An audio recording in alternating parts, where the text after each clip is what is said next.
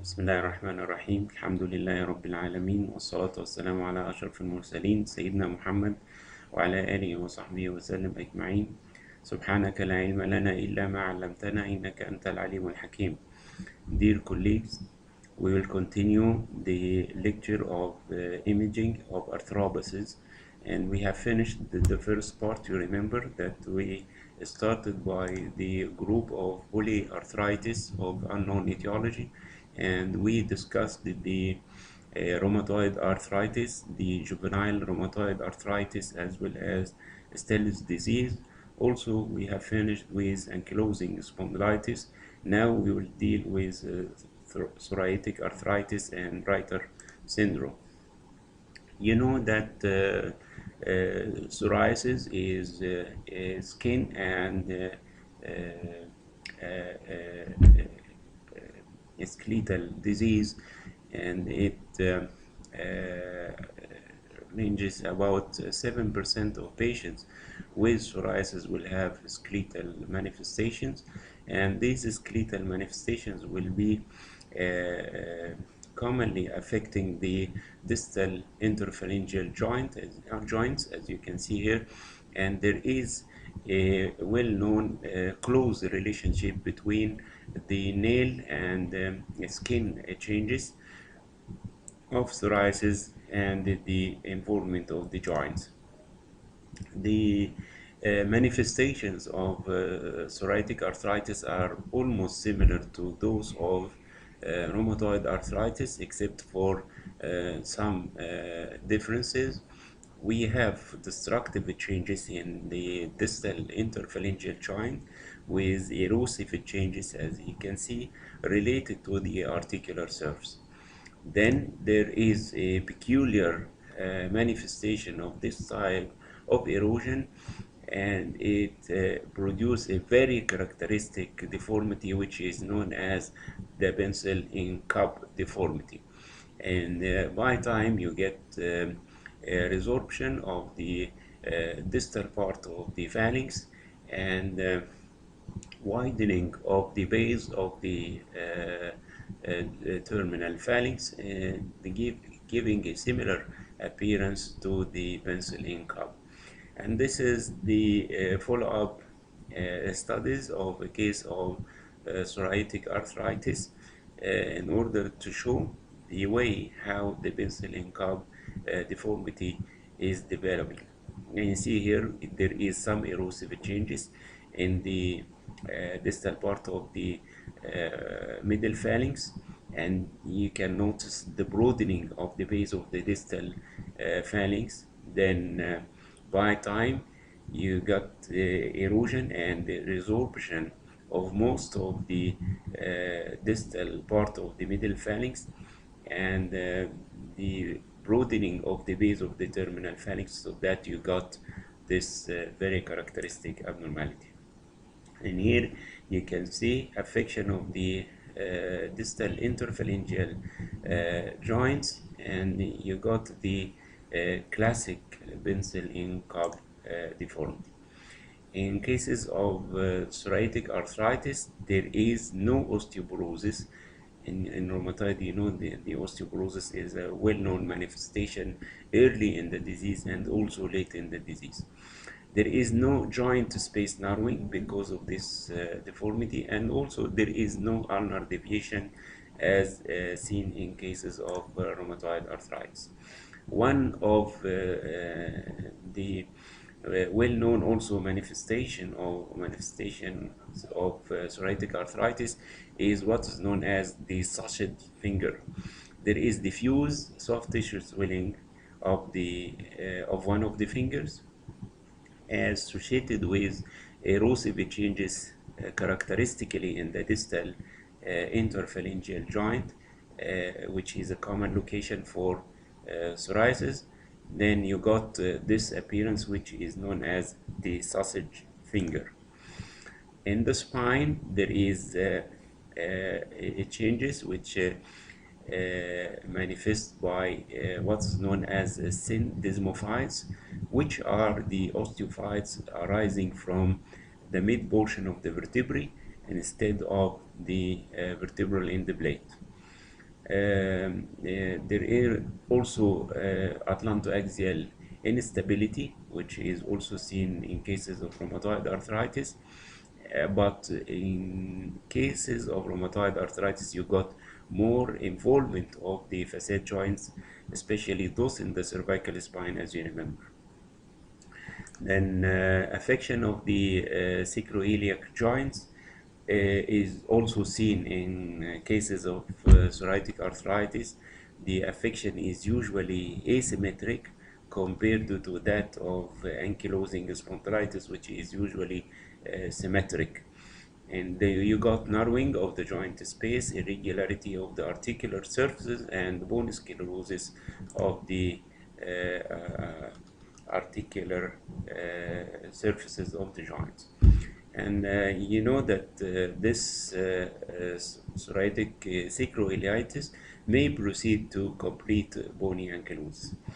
Of course, you can easily discriminate between the changes of ankylosing spondylitis in the sacroiliac joints from the changes of psoriatic arthritis in the sacroiliac joints by the manifestations in the skin and nails in cases of psoriasis, and also the manifestations in the rest of the spine in cases of ankylosing spondylitis.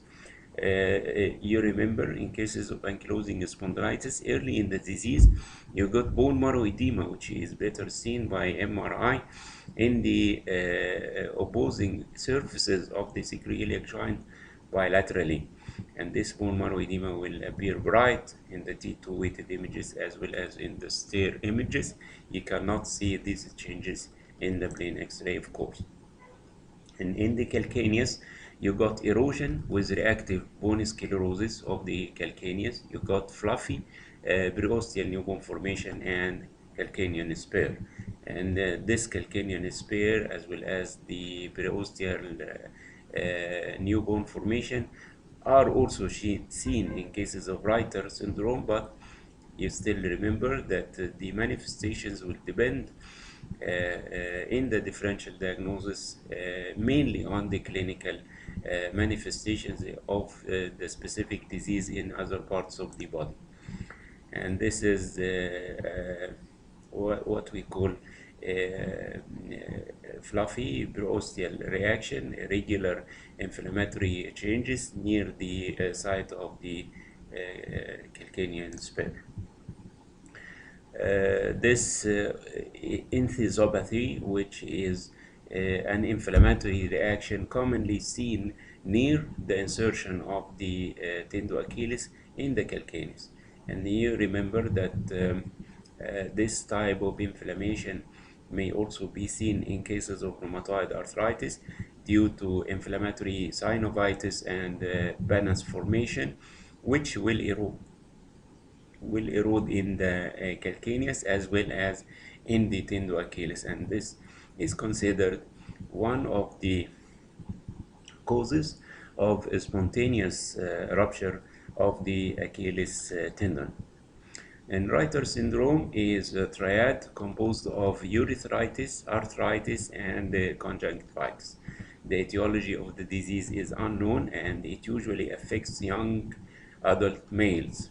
And this disease is sexually transmitted with asymmetrical distribution.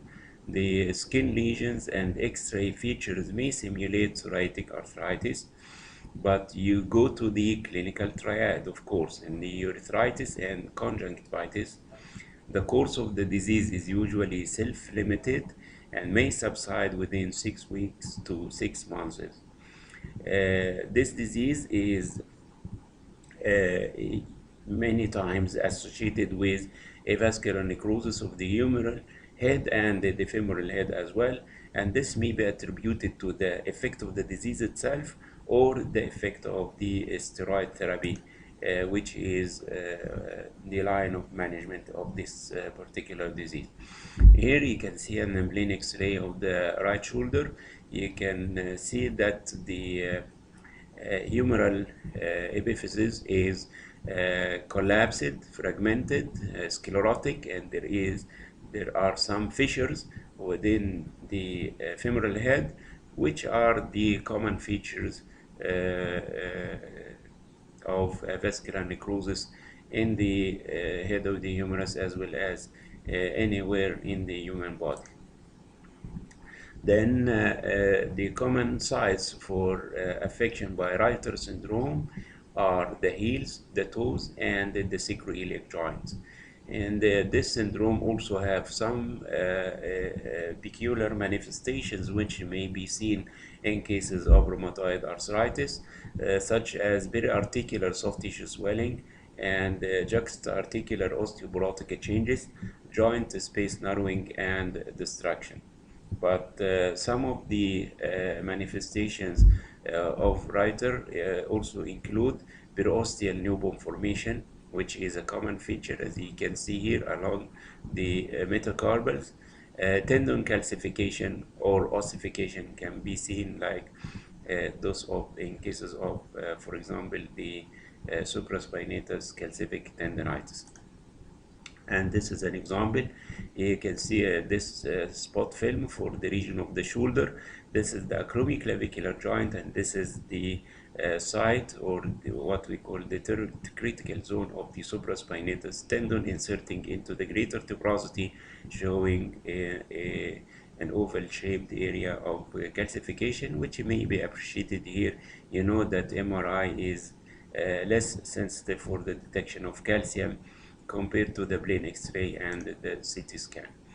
In the spine, there are similar manifestations to those of psoriasis concerning the development of syndesmophytes, which are osteophytes arising from the mid-vertebral body, crossing the disc space, and may fuse with syndesmophytes from the above vertebral level.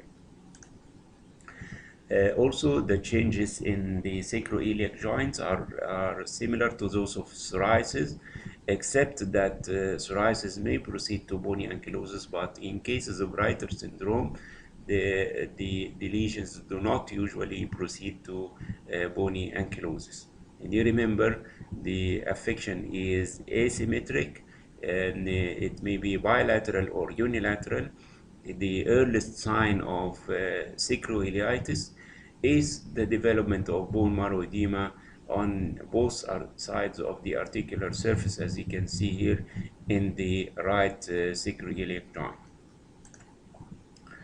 Then these are the lesions which may be associated with affection of the sacroiliac joints. Number one, ankylosing spondylitis, psoriatic arthritis, as we have mentioned, arthritis with inflammatory bowel disease, we mentioned it, Reiter syndrome, and reactive arthritis, or also osteoarthritic changes can be manifested in both sacroiliac joints. Then whenever you look at the sacroiliac joints, and you see that both joints are affected, whether symmetric or asymmetric, with narrowing of the joint space, subarticular bone sclerosis, then you know that this is a chronic type of sacroiliitis. Then how can you predict the possible underlying pathology? Then you should go to the clinical data, and you should look to the patient, and you should also have some idea about the laboratory finding, so that you can reach the final diagnosis. Chronic sacroiliitis, and you see bone marrow edema on both sides of the sacroiliac joints bilaterally. This is asymmetric affection of both sacroiliac joints. Then this is an indication of an inflammation, but if there is some active inflammatory process, and you got erosive changes of the articular surface together with the bone marrow edema. Then in the calcaneus, similar manifestations to psoriasis are seen, including bone erosion, spur formation, increased bone density, and the fluffy periosteal new bone formation. To differentiate psoriasis from Reiter syndrome, whenever you look at the ankle joint, and you should go to the clinical manifestation, the skin and nail changes in psoriasis, the urethritis and the conjunctivitis in cases of Reiter syndrome. Encephalopathy is also a manifestation of Reiter syndrome with affection of the insertion site of the tendon Achilles with inflammation of the retrocalcanean bursa, which may result finally in rupture of the Achilles tendon. Then we have finished with the first group of polyarthritis of unknown etiology. We came to the second group of arthropathies, which are the connective tissue disorders that are acquired. And here we want to discuss this systemic lupus erythematosus, the progressive systemic sclerosis or the scleroderma. There are other forms that will not be discussed in this topic. You know that systemic lupus erythematosus is a systemic disease which can affect the skin, affect the musculoskeletal system, affect the lungs, affect the vessels, and it has so many manifestations all over the body. But regarding the musculoskeletal system, the most common manifestation in the joints is what's known as malalignment, and you got flexion deformities, subluxation, dislocation of the joints, and very important that these subluxations are not associated with erosive changes.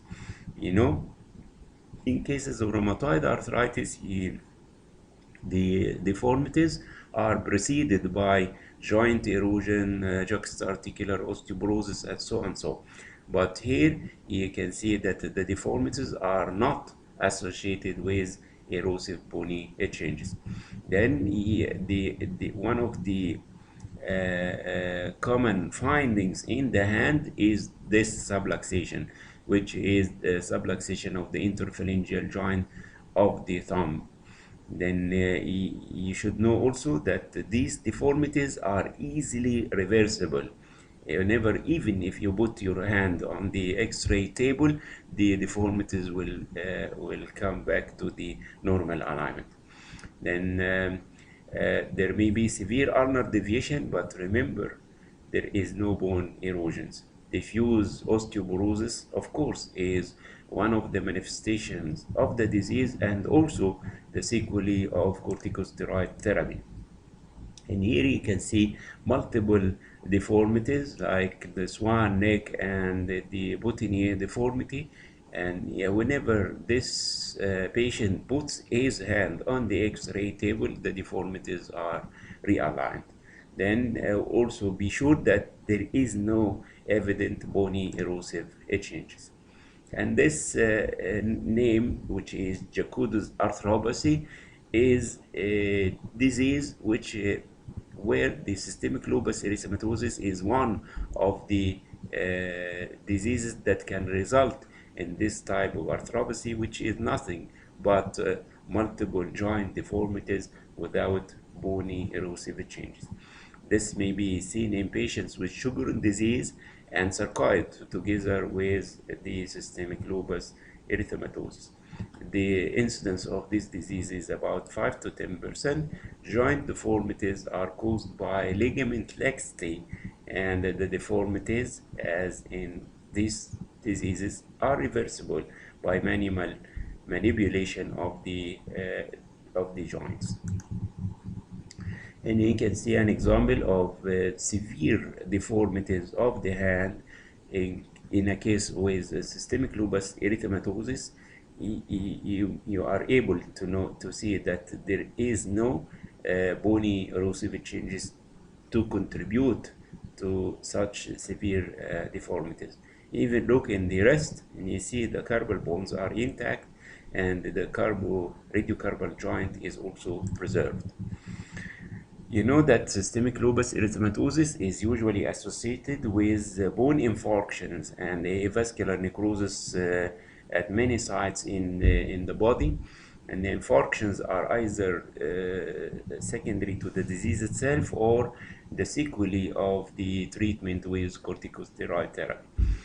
Bone infarctions have been discussed before. They are occur in the medullary cavity of long bones. They are similar to the Chinese figures, and they have low signal in the T1, high signal in the T2, may be surrounded by dark rim from outside, but this appearance is almost very classic for vascular necrosis or bone infarctions.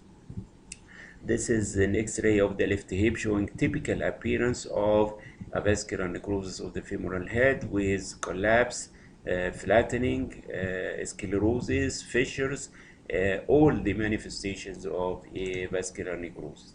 And you remember in the lecture of the hip joints, I have mentioned this, that the pathognomonic sign of a vascular necrosis in the femoral head is the presence of this black line separating the normal bone from, separating the dead bone from the normal bone.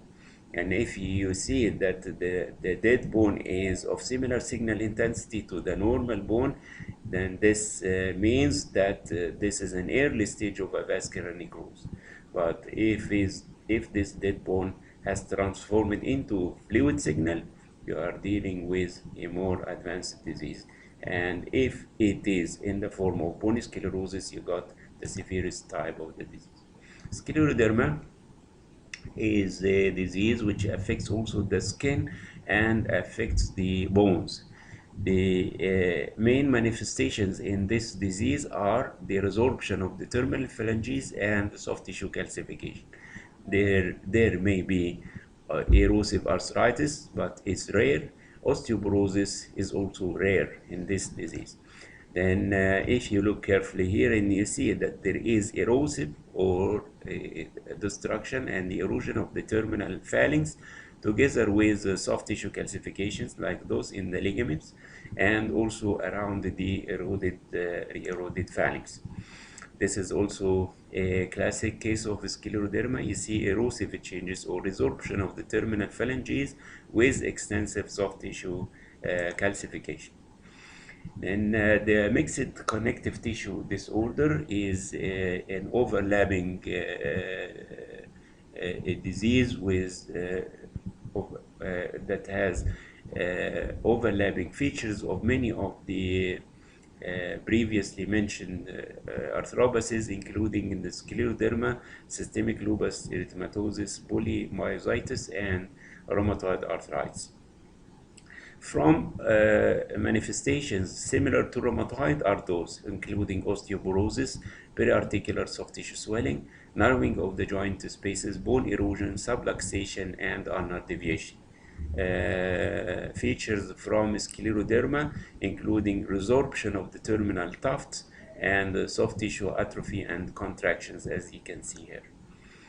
Then the third group of arthropathies are those associated with inflammatory bowel disease. You know that ulcerative colitis, Crohn's disease, Weber disease, Sjogren, and sarcoid may be associated with skeletal manifestations which are most commonly seen in the sacroiliac joints.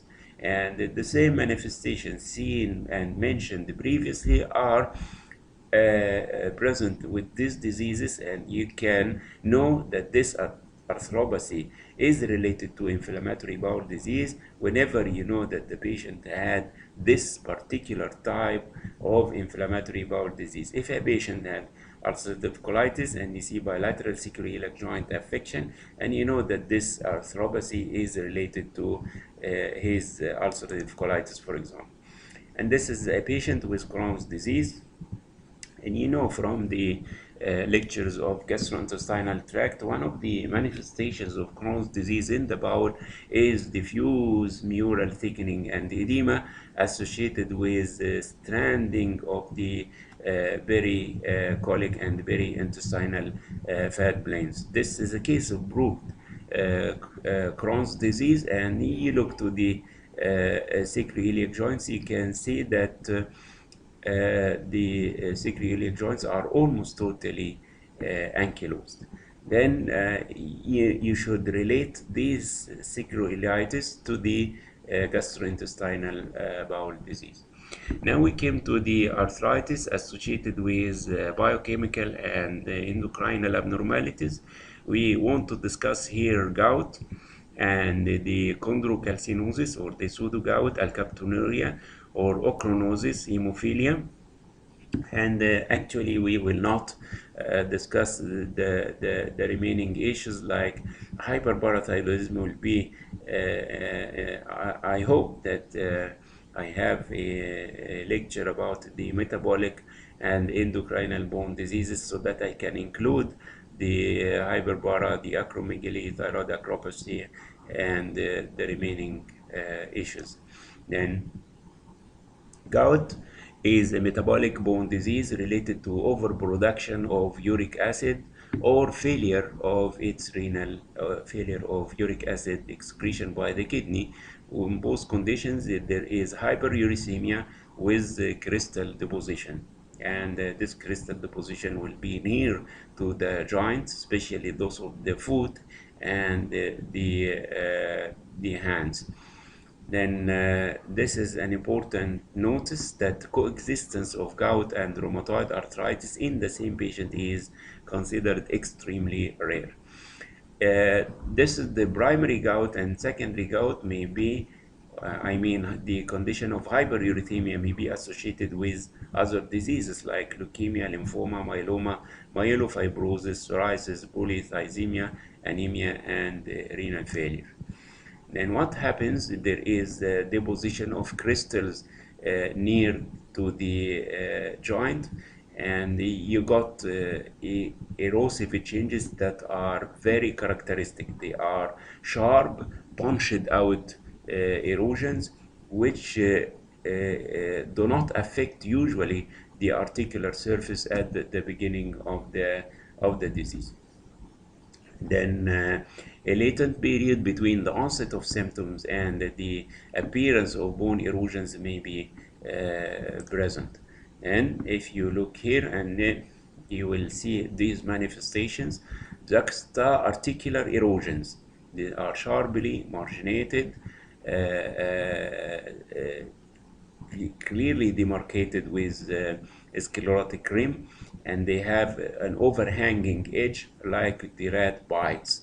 If you look carefully here in the previous case, and you see what's meant by the overhanging edge, and then you got joint space narrowing is very late after destruction of the bone itself and the invasion of the joint.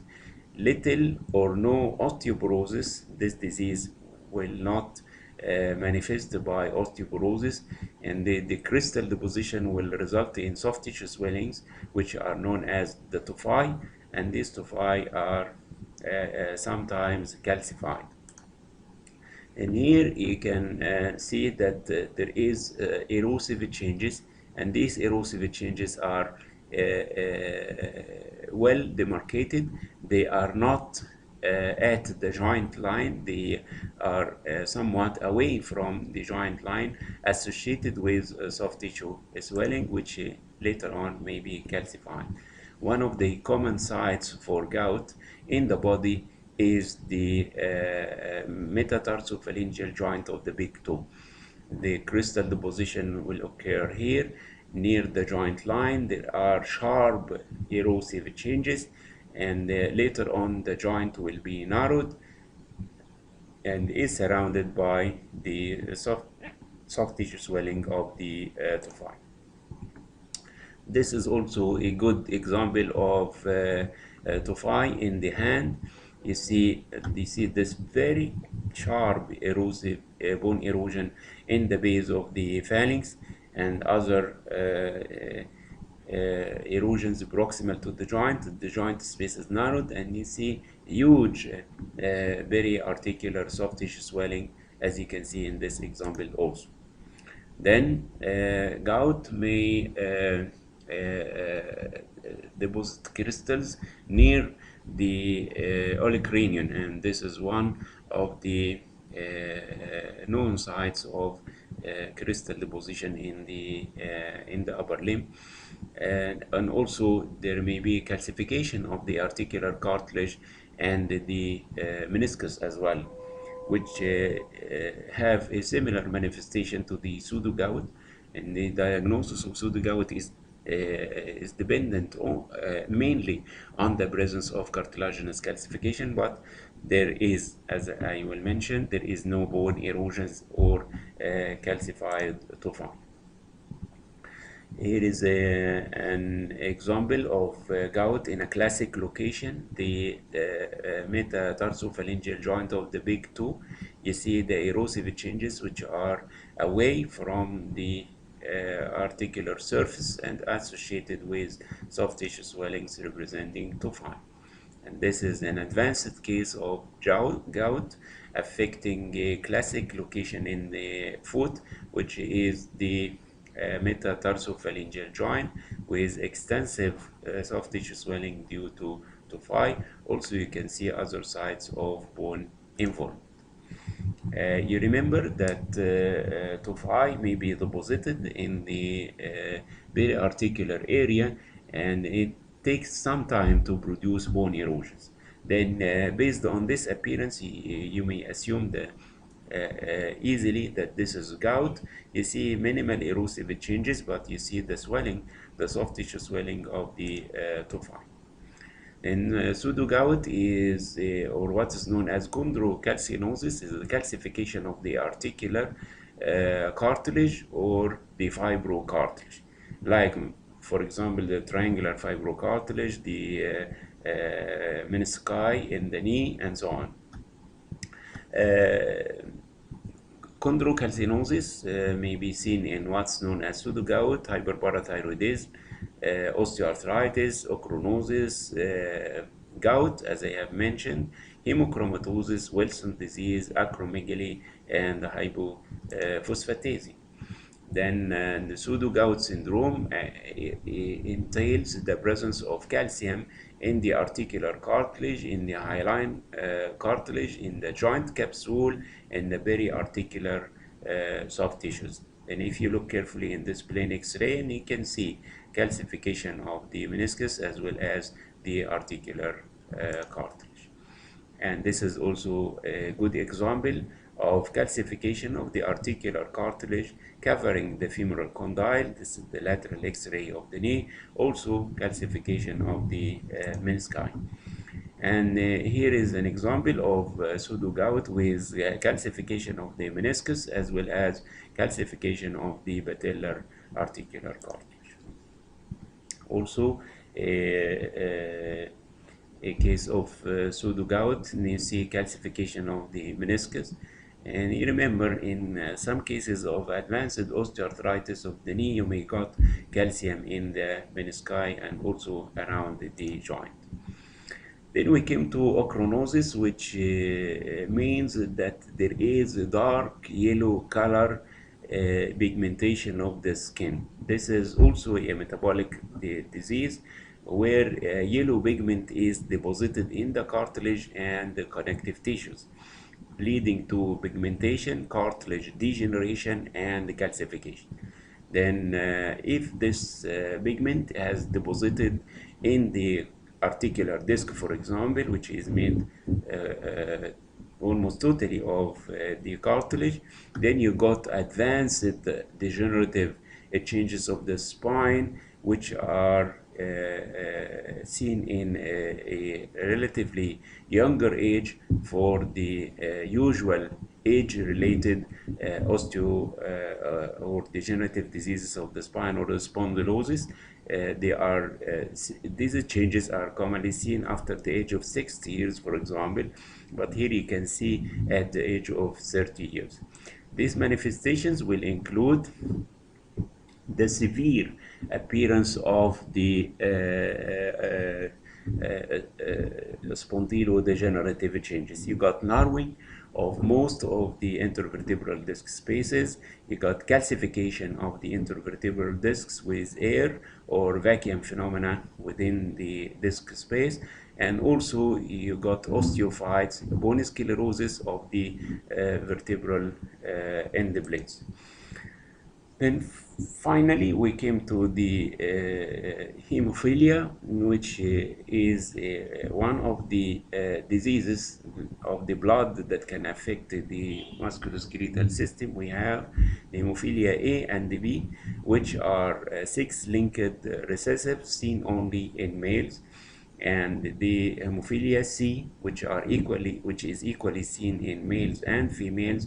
And this type of hemophilia do not produce bony changes. The bony changes are usually the result of hemorrhage at different sites in and periarticular. And then if you got hemorrhage in the periarticular soft tissues, it will result in increase in the density of the tissues surrounding the joint.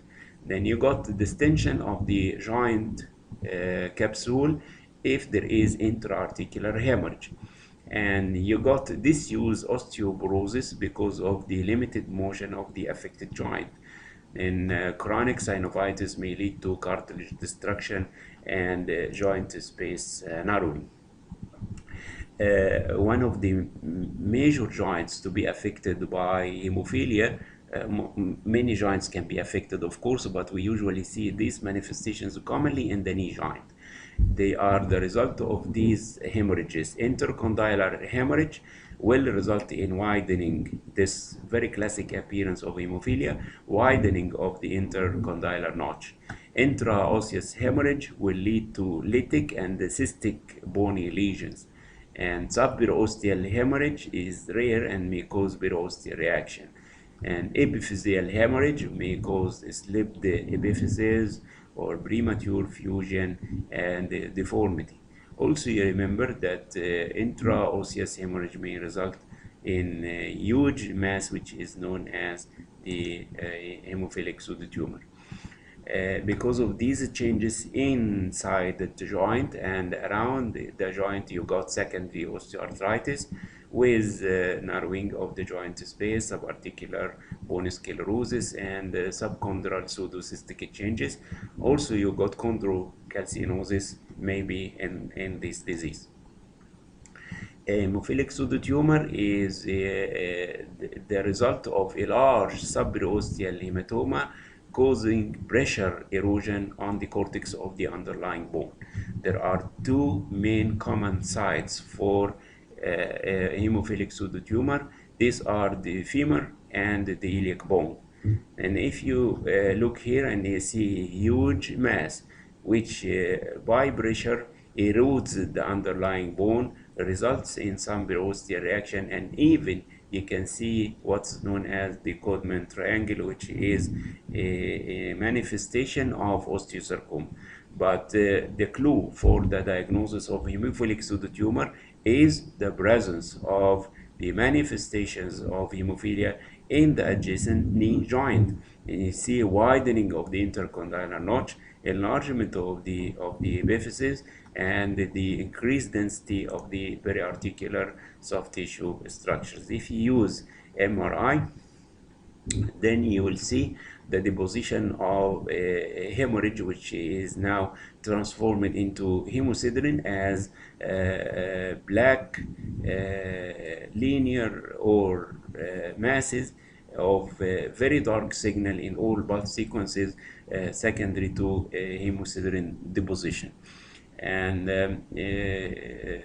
this may be sometimes mistaken for pigmented villonodular synovitis, but you remember that in cases of pigmented villonodular synovitis, these lesions will enhance after contrast injection. The pigmented villonodular synovitis is not associated with these episodes of hemorrhage, and the hemophilic patient is well known to the clinician to have hemophilia. And here you see the low signal appearance of the hemosiderin, which is located in the intercondylar notch as well as in the knee joint. هذا وبالله التوفيق والحمد لله رب العالمين والسلام عليكم ورحمة الله.